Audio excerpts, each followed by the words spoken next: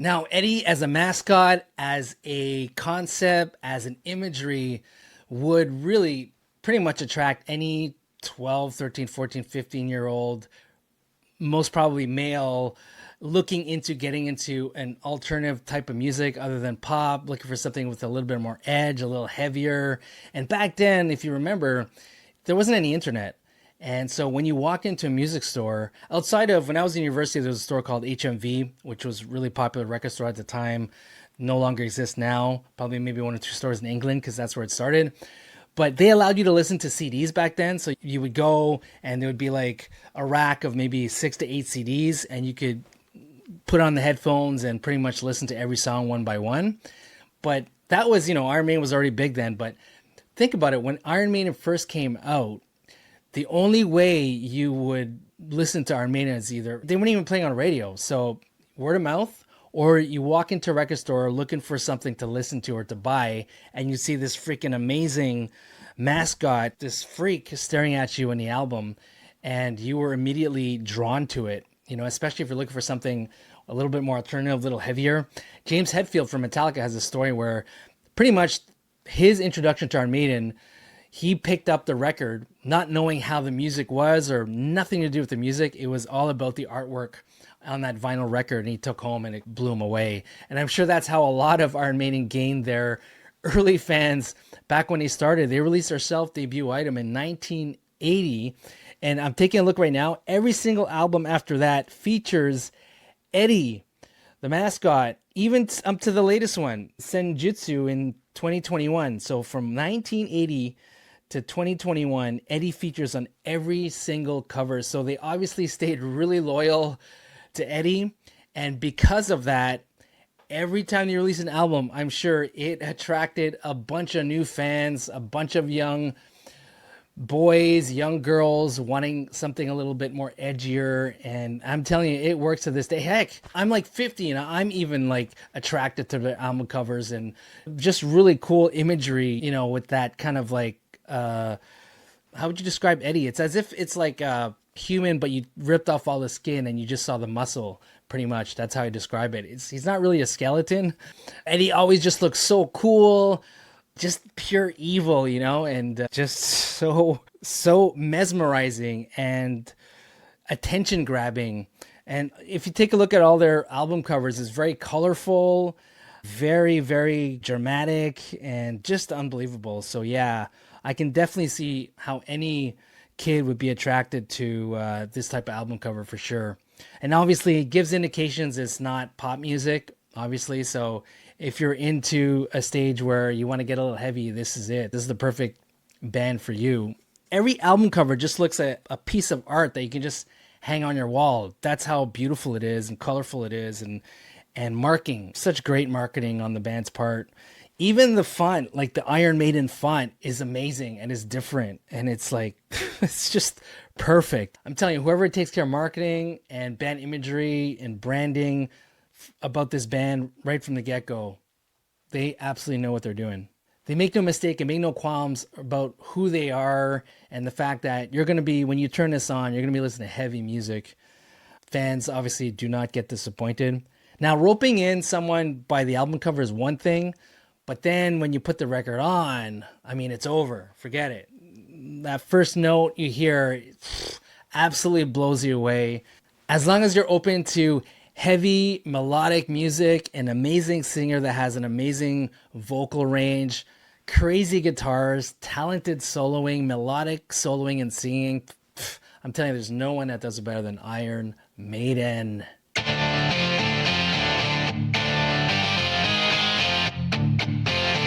Check this art out. Man, doesn't this blow you away? Look at this. Unbelievable. Looks like he kind of has my jacket, which is kind of cool. All right, so the title of the article is Monster Inc.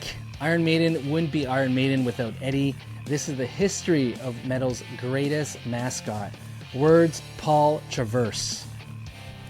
All right, I could stare at this all day. Actually, this is definitely going to be my wallpaper desktop screen going forward here.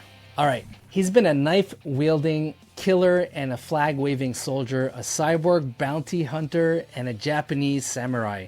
He's been mummified, lobotomized, disemboweled, set on fire, interred, and dug up again twice, and turned into a tree.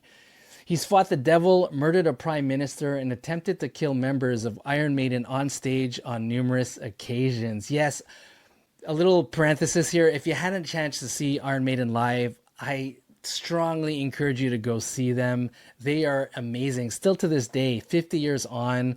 I've seen them a couple of times now, and it's always a great time.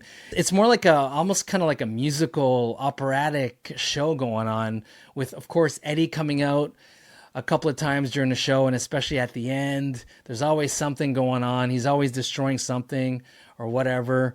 But Bruce Dickinson, I'm telling you, he's just all over the place. Not only him, actually. What am I talking about? The whole band is so energetic live. I mean, they're running all over the stage, doing all this theatrics, movement. I mean, they're throwing their guitars up and down. Bruce is running up and down on stage, backwards and forwards. It's a real treat for the eyes and definitely energetic for sure. So highly recommend it. Definitely go see him if you haven't had a chance yet. Okay, back to the article. We're not exaggerating when we say there's nothing like Eddie. From his humble beginnings as a papier-mache mask stuck over the drum kit at early pub gigs to various towering live incarnations via his appearance on virtually every Maiden album sleeve, single cover, and t-shirt. Eddie, aka Eddie the Ed, aka Edward T. Head, aka Edward the Great, aka possibly Benjamin Brieg, is absolutely integral to the history of not only Iron Maiden, but metal in general.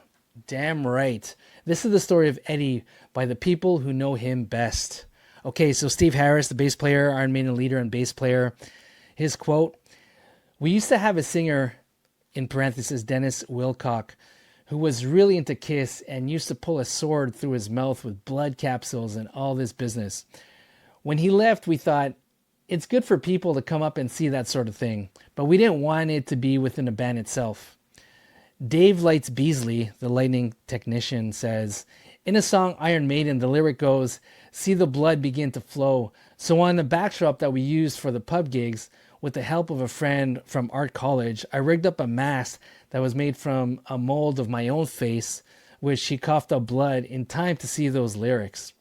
Steve Harris says, Dougie, former drummer Doug Sampson, used to get covered in fake blood every night. And he had blonde hair so he could never get the bloody stain out. Dave Lights, the lightning technician, says, the Eddie that was used as the band became more famous was designed from artwork by Derek Riggs, but the original idea started with that first mask. So Derek Riggs, the original Eddie cover artist, Eddie was supposed to be a punk. He had the mohawk part, and Rod Smallwood, Maiden's manager, and Steve Harris had a little conversation and came back and said, can you give it more hair sticking out of the side? Because their fan base was a new layer of metal just coming through, and the punk thing wouldn't go down very well with them.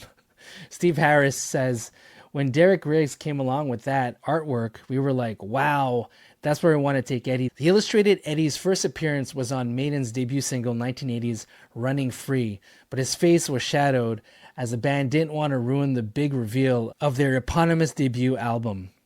Derek Riggs says, Eddie represented the idea that the youth of today were being wasted by society. He started out like that anyways, and I made him more scary. Steve Harris says, we didn't want to be on the front covers. We're all pretty shy, really, deep down. So Eddie fulfilled all of that. Derek Riggs says, I never knew the band very well. I had only met them a few times until The Number of the Beast. That particular idea, The Number of the Beast cover, I stole from a comic book that I had read in the 70s. Bruce Dickinson, the vocalist, he says, Powerslave is one of my favorite album covers, possibly of all time, but certainly of Maiden. I just think it's classic. And it has inspired so many of our stage performances as well. It's just like ancient Egypt itself. It's eternal and eternally interesting. So the Powerslave album art cover is Egyptian inspired, and it's pretty much a pyramid with, not a sphinx, I guess the pharaoh. So Eddie is like the face of the pharaoh in front of the pyramid there, which is pretty cool. And that's what Bruce Dickinson's referring to, that album cover. I gotta say, it's pretty damn neat. Okay, Derek Riggs, the original Eddie artist, says, Somewhere in Time took 3 months in all. I just had to stop because I had had enough. It got into my head and I just couldn't see anything else. I couldn't think about anything else. It did my head in because there are all these little details. Man, if you do look at Somewhere in Time, the album cover, I mean, he's right. The amount of details on his cover is insane. So if you take a look at it, the scene depicts kind of a Blade Runner style cyberpunk city type vibe with the neon lights, flying cars. So Eddie is seen as a kind of a cyborg gunslinger type thing, super armed and clad with futuristic armor. So apparently the reason why this cover was super revolutionary for its time is that it was fully hand painted and super detailed. All right, Bruce Dickinson says, I had worked with Derek Riggs on a cover of Seventh Son of a Seventh Son, which had a touch of Salvador Dali about it, with its slightly surreal procession of candles and a partially disembodied skeletal Eddie. Next to Powerslave is my favorite Derek Riggs cover art.